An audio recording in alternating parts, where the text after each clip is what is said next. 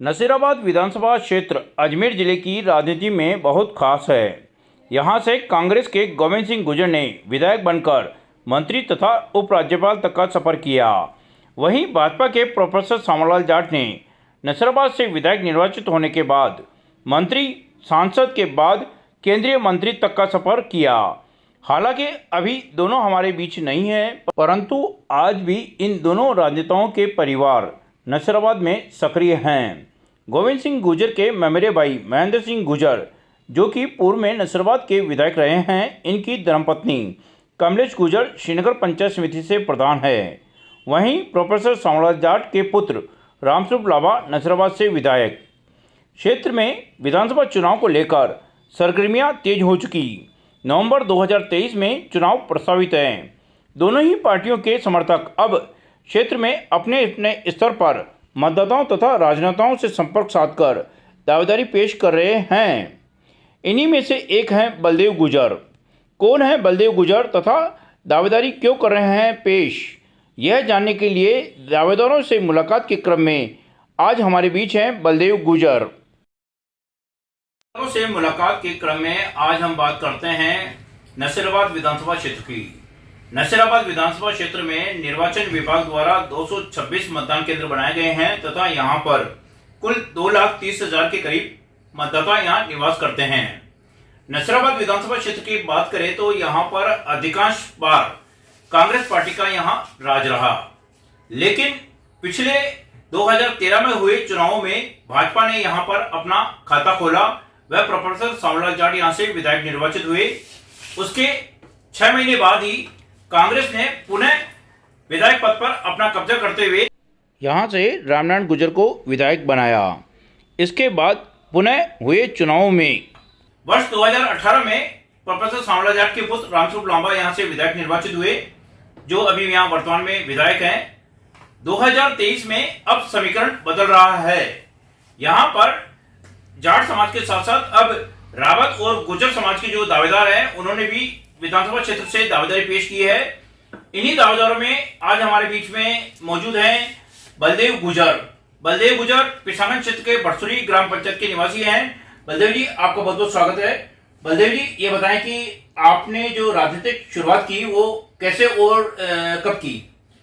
देखिए, मैं राजनीति की शुरुआत तो जैसे हमने 2010 में सरपंच का चुनाव लड़ा था।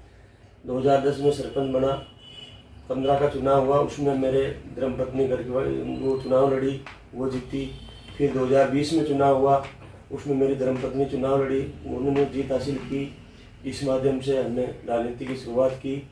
उनके अलावा सन 1999 से मैं भारतीय जनता पार्टी से जुड़ा हुआ हूँ और मैं लगातार भारतीय जनता पार्टी के लिए काम करता आ रहा हूँ। आप भारतीय जनता पार्टी में किन किन पदों पर रहे? भाजपा मंडल में सदस्य के रूप में, महामंत्री के रूप में, और उनके अलावा आज वर्तमान में मैं भारतीय जनता पार्टी ओबीसी मोर्चा का मंडल अध्यक्ष हूँ। आपके जो गुर्जर समाज के लोग हैं वो अधिकांश कांग्रेस में हैं, ऐसे में आप भारतीय जनता पार्टी से टिकट मांग रहे हैं, ये गणित मुझे कुछ समझ में नहीं आई। बिल्कुल सही बात है आपकी, लेकिन हम लोग भारतीय जनता पार्टी से जुड़े हुए हैं और हम लोगों ने मेहनत करके गुर्जर समाज को भारतीय जनता पार्टी के पक्ष में जोड़ा और पूरे जिले में गुर्जर मतदाता 2-2.5 लाख के समथिंग गुर्जर मतदाता है। और आज मैं बताता हूँ कि पूरे जिले के अंदर कई 8 सीटें हैं। 8 सीटें ऐसी है जो गुर्जर मतदाताओं से हार जीत का फैसला होता है। तो मैं चाहता हूँ कि भारतीय जनता पार्टी पूरे अजमेर जिले में एक गुर्जर समाज को प्रतिनिधि दे, जिससे कि हम लोग पूरे जिले में ज्यादा से ज्यादा भारतीय जनता पार्टी के पक्ष में गुर्जर समाज को और ज्यादा जोड़ सके। बलदेव जी, आपको गोरक्षक के रूप में भी जाना जाता है। गोरक्षक को लेकर आपने किस प्रकार के कार्य किए? देखिए, मैंने तीसरा चुनाव लड़ा जब लॉकडाउन लग गया, और जैसे गुर्जर तो परंपरागत गौ सेवा करते आए हैं, लेकिन हमारी इच्छा कई वर्षों से थी कि गौ माता की सेवा करें। 2020 का तीसरा चुनाव मैंने जब जीता तो हमारे उस समय लॉकडाउन लग गया था, तो कोई कामकाज नहीं था। तो हमने कहा भाई क्या करें, तो हमारा एक भाव था कि गौ सेवा करें, तो उनके लिए गौशाला, हमारे गुरु योगीराज जी महाराज थे, उनका भी भाव था कि गौशाला खोलनी है। तो कुछ लोगों ने बताया कि सरपंच बटसुरी की भी इच्छा है गौशाला खोलने की, तो गुरु महाराज हमारे घर पर आए और गुरु महाराज ने कहा कि गौशाला खोलनी है। तो वहाँ जगह देखकर हमारे और गुरु महाराज के तालमेल बिठा के और जमीन देकर गौशाला की शुरुआत कर दी। और आज बिना सरकारी अनुदान, जन सहयोग से, गौ भक्तों के सहयोग से गौशाला बढ़िया चल रही है। और आज आसपास के एरिया में भी ऐसी गौशाला नहीं है जो बरसुरी की गौशाला है। बहुत बढ़िया, आप गौशाला करके गौ माता की आप सेवा कर रहे हैं। बलदेव जी, आपने लगभग 3 चुनाव लड़े और तीनों चुनाव में आपने जीत हासिल करी, गांव के सरपंच बने। गांव में सरपंच बनने से पहले गांव में किस प्रकार की जन समस्याएं थी तथा आपके सरपंच बनने के बाद में आपने किस तरह का विकास कार्य करवाया? ऐसी कई जन समस्याएं थी, चाहे रोड हो, नाली हो, पानी हो, बिजली हो, सड़क हो, कुछ भी नहीं था।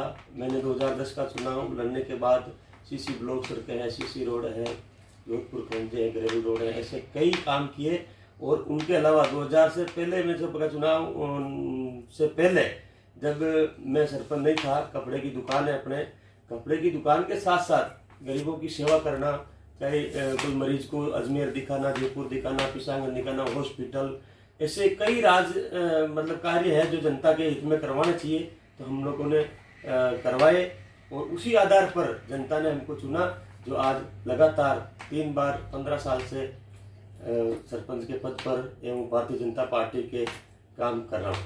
नसीराबाद विधानसभा क्षेत्र से आपने दावेदारी पेश की है। नसीराबाद विधानसभा क्षेत्र में कितने गुजर मतदाता है तथा जो क्षेत्र के लोग हैं उनका कैसा समर्थन आपके साथ है? देखिए, नसीराबाद विधानसभा के अंदर करीबन 50-55 हजार समथिंग गुजर समाज के वोट है।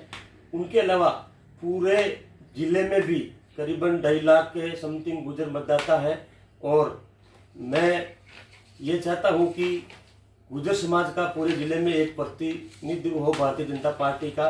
चाहे किसी भी गुजर को आप टिकट दें भारतीय जनता पार्टी से, तो मैं ये दावा करता हूं कि पूरे जिले से भारतीय जनता पार्टी के पक्ष में ज़्यादा से ज़्यादा गुजर समाज जुड़कर और भारतीय जनता पार्टी को विजय दिलाएगा।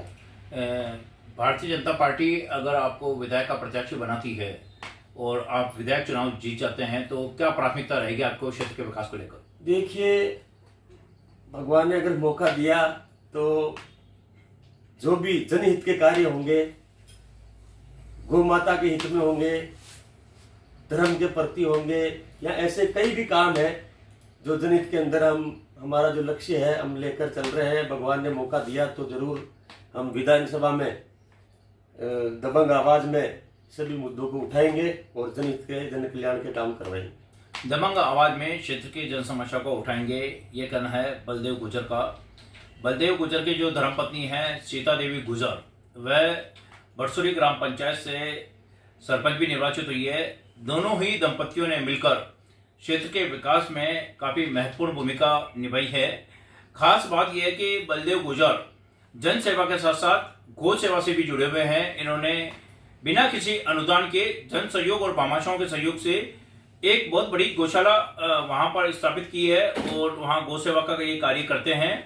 बलदेव गुजर न केवल जनसेवा में जुड़े रहती हैं बल्कि क्षेत्रीय विकास को लेकर हमेशा सक्रिय दिखाई देते हैं।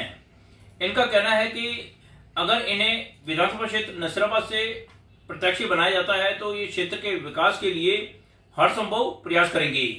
साथ ही इनका मानना है कि अगर गुर्जर समाज से किसी एक विधानसभा से किसी एक प्रत्याशी को टिकट देकर चुनाव में लड़ाया जाता है तो क्षेत्र की सभी 8 विधानसभा क्षेत्र में जो गुर्जर मतदाता है उस पर इसका प्रभाव पड़ेगा और भारतीय जनता पार्टी बढ़त हासिल करेगी।